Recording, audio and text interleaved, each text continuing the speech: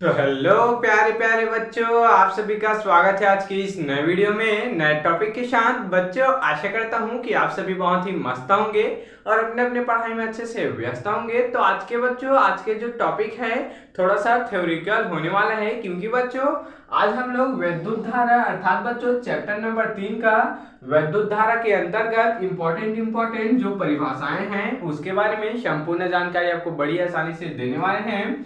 तो बच्चों आज का जो लेक्चर है, लेक्चर नंबर पहला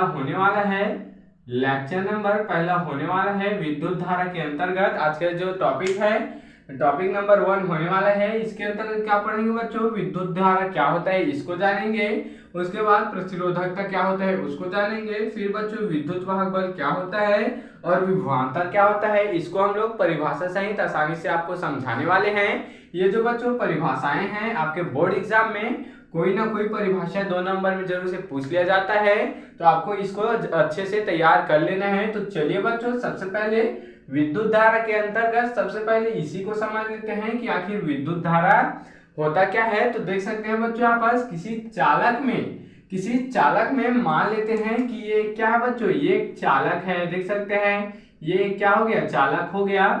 देख सकते हैं अब इस चालक में आवेश प्रवाह की दर को ही क्या कहते हैं, विद्युत धारा कहते हैं। अब हम लोग इसमें क्या कर देंगे, किसी भी समय में क्या कर देंगे, इसमें आवेश प्रवाह कर देंगे, इसमें क्या कर देंगे, आवेश को प्रवेशित इसमें कर देंगे और इसी के आवेश प्रवाह के दर को क्या कह देते हैं बच्चों, विद्युत धारा कह देते हैं। देख सकते हैं आवेश अपॉन में क्या है, समय, किसी न किसी समय में यह जो चालक है इसमें क्या प्रवाहित किया जाएगा, आवेश प्रवाहित किया जाएगा।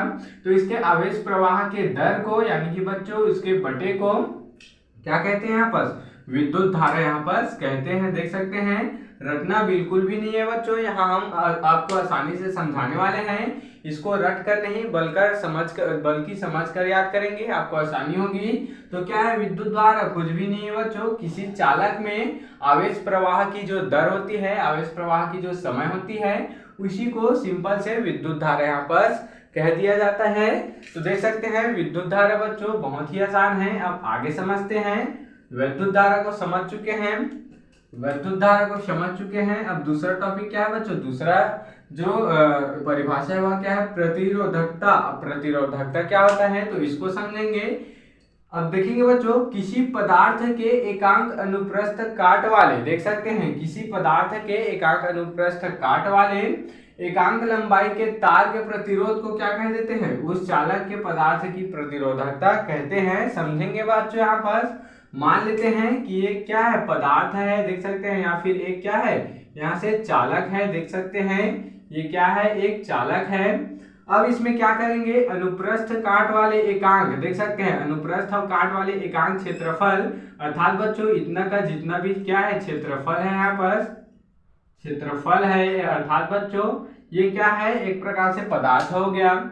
अब इसके अनुप्रस्थ काट अर्थात बच्चों यहाँ पर आधा इसको कर दिए हैं, उसी को बोला गया है अनुप्रस्थ काट वाले एकांक लंबाई के तार के प्रतिरोध को। देख सकते हैं अब इतने के प्रतिरोध को क्या कहते हैं, इस पूरे चालक की क्या कह देते हैं बच्चों, यहाँ पर चालक के पदार्थ की प्रतिरोधकता यहाँ पर कह देते हैं। देख सकते हैं बहुत ही आसान है बच्चों।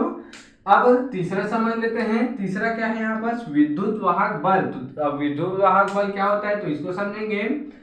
एक कूलाम आवेश को पूरे विद्युत परिपथ में क्या बच्चों प्रवाहित करने पर जितनी ऊर्जा का व्यय होता है, यानी कि बच्चों जितना ऊर्जा खपत होता है उसे उस सेल का क्या कहते हैं, विद्युत वाहक बल कहते हैं। देख सकते हैं अब यहाँ पर मान लेते हैं कोई सेल बना लेते हैं, हम लोग क्या बना लेते हैं, यहाँ पर बैटरी बना लेते हैं। अब क्या होगा बच्चों, अब क्या होगा, इस बैटरी में क्या होगा, एक कूलाम आवेश को पूरे विद्युत परिपथ पर, इसको मान लेते हैं ये क्या है, एक विद्युत परिपथ है। अब इसमें हम लोग क्या खर्चा कर रहे हैं, इसके द्वारा एक कूलाम इसको आवेश हम लोग दे रहे हैं, किसके माध्यम से, इस बैटरी के माध्यम से। इस बैटरी के माध्यम से बच्चों किसको हम लोग एक परिपथ को क्या दे रहे हैं, आवेश दे रहे हैं। तो उसमें एक कूलाम आवेश को पूरे विद्युत परिपथ में बच्चों प्रवाहित कराने पर अर्थात भेजने पर जितनी क्या बच्चों ऊर्जा का व्यय होता है, अर्थात जितनी ऊर्जा के यहाँ पर खपत होता है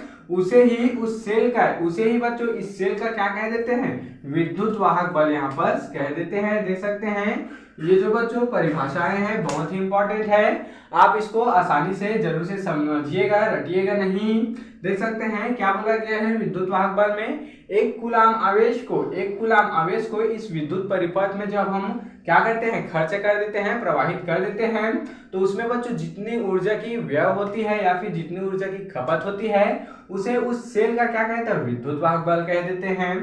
अब इसी प्रकार से बच्चों चौथा टॉपिक क्या है, चौथा टॉपिक हमारा है विभवांतर। तो विभवांतर क्या होता है बच्चों, इसको समझेंगे। तो एकांक धन आवेश को एक बिंदु से दूसरे बिंदु तक लाने में जितना कार्य हमको करना पड़ता है उसे ही उस दोनों बिंदु के बीच का क्या कह देते हैं बच्चों, विभवांतर कह देते हैं। देख सकते हैं यहाँ पर क्या बच्चों, मान लेते हैं कि ये कोई विद्युत क्षेत्र है और बच्चों ये कोई एक धन आवेश है, ये क्या है, एक धन आवेश क्यों है, और यहाँ पर बच्चों अन्य आवेश है। अब इसी धन आवेश को बच्चों इन अन्य आवेश में ले जाने के लिए जितना हमको कार्य करना पड़ता है, यानी कि एक बिंदु से दूसरे बिंदु तक ले जाने में जितना कार्य करना पड़ता है, देख सकते हैं जितना हमको वर्क करना पड़ता है उसे ही उन दोनों बिंदुओं के बीच का विभवांतर कहते हैं। अर्थात बच्चों इन दोनों बिंदुओं के बीच का क्या कह देते हैं, यहाँ पर विभवांतर हम लोग कह देते हैं। देख सकते हैं आसान है बच्चों, इसको भी समझेंगे। क्या बोला गया है एक बार और देखते हैं। एकांक धन आवेश को क्या बोला गया है, इसके साथ साथ चलेंगे। एकांक धन आवेश को एक बिंदु से दूसरे बिंदु तक अर्थात इस बिंदु से इस बिंदु तक ले जाने में हमको जितना वर्क करना पड़ता है, जितना कार्य हमको करना पड़ता है उसे ही उन दोनों बिंदुओं की बच्चों देख सकते हैं, उसे ही उन दोनों बिंदुओं की बीच का क्या कह देते हैं, विभवांतर यहाँ पर कह देते हैं। तो इस प्रकार से बच्चों आज की इस प्यारे से लेक्चर में हम लोग कुछ जो इम्पोर्टेंट परिभाषाएं हैं इसको हम लोग बड़ी आसानी से आपको समझा चुके हैं। आप इसके स्क्रीनशॉट यहाँ पर ले सकते हैं।